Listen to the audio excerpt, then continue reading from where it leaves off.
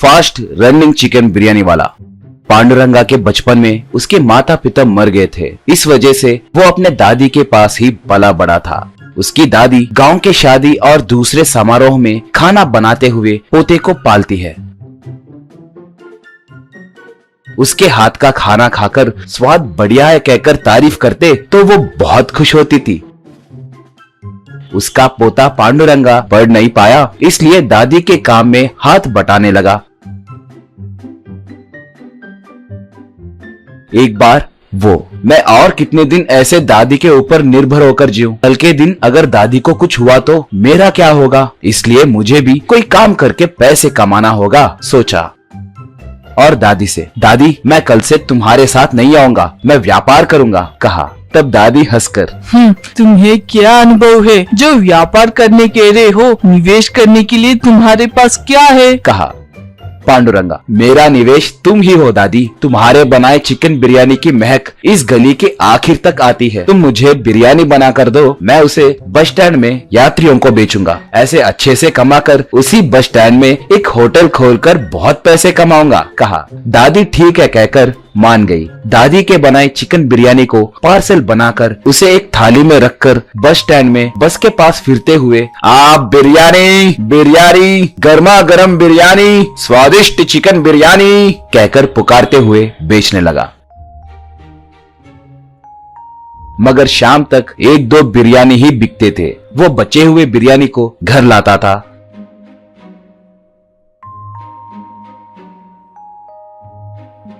एक बार ये गौर करके दादी उससे, ये क्या रे, बिरयानी कोई खरीद नहीं रहा है क्या, या तुम बेच नहीं पा रहे हो? कहकर पूछी। पांडुरंगा निरुत्साह से बस के आते ही भागते हुए जाकर गला फाड़ कर पुकारे तो भी कोई खरीद नहीं रहा है दादी, मुझसे ये व्यापार नहीं होगा, कहा। दादी थोड़ी देर सोचकर, फिलहाल तो मुझे खाना बनाने का काम कुछ नहीं है, मगर चलो कल से मैं भी आऊंगी, बोली। पांडुरंगा तब, जो मुझसे नहीं हो सका वो तुम कैसे कर पाओगे? ठीक है चलो, कहा। अगले दिन एक बस के रुकते ही कंडक्टर और ड्राइवर चाय पीने के लिए बस उतर कर गए।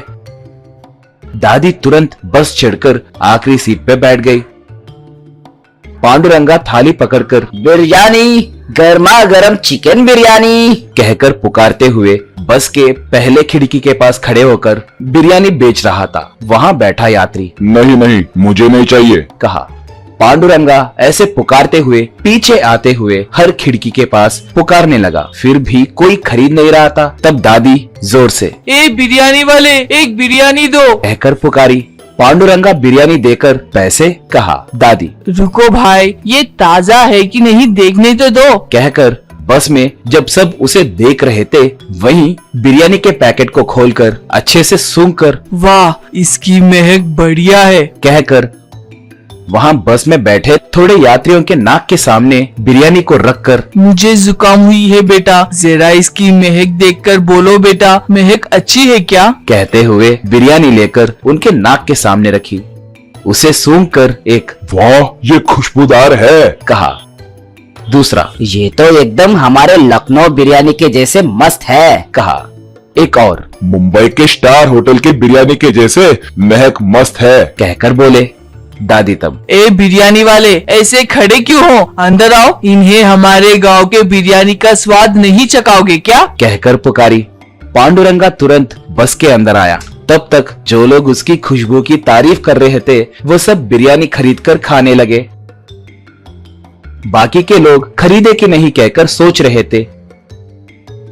ये गौर करके दादी पैकेट खोलकर एक निवाला बिरयानी लेकर, पता नहीं इस जुकाम के वजह से मेरी जुबान भी फीकी पड़ गई है, कहकर बाकी के लोगों से, झूठा है कहकर सोचे बिना इसे प्रसाद के जैसे सोचिए, खाकर स्वादिष्ट है कि नहीं मुझे बोले तो घर जाते वक्त मेरे पोते के लिए 4 पैकेट खरीद कर ले जाऊंगी। कहते ही ठीक है दादी जी कहकर सबने हाथ आगे किए। दादी ने सबके हाथों में थोड़ा थोड़ा बिरयानी रखा। उसे खाकर वो लोग उसके स्वाद को फिदा हो गए। वो लोग तुरंत पैसे निकालकर पांडुरंगा के पास से बिरयानी ले लिए। बाद में बस उतरने के बाद पांडुरंगा दादी से, सुपर दादी, सारे बिरयानी के पैकेट्स बिक गए, कहकर खुशी से कहा। दादी तब, तुम क्या करोगे कहकर बोले थे ना, अब पता चला कि मैं क्या कर सकती हूँ। हमने जिंदगी को पढ़ा है, कब क्या करना है, कैसे बात करना है, हमारी तजुर्बा हमें सब बताती है। ठीक है, शादियों का सीजन शुरू होने वाला है। मैं और 4 दिन ही यहाँ पर आकर तुम्हें बिरयानी बेचने में मदद कर सकती हूँ। बाद में तुम्हें ही समझदारी से बिरयानी बेचना होगा। बोली पांडुरंगा, मुझे माफ करो दादी, तुम्हारी बात समझ आई। अब से लोगों से कैसे बात करके कैसे व्यापार करना है मुझे अच्छे से समझ आ गया है। कल से ऐसे ही करूँगा। कहा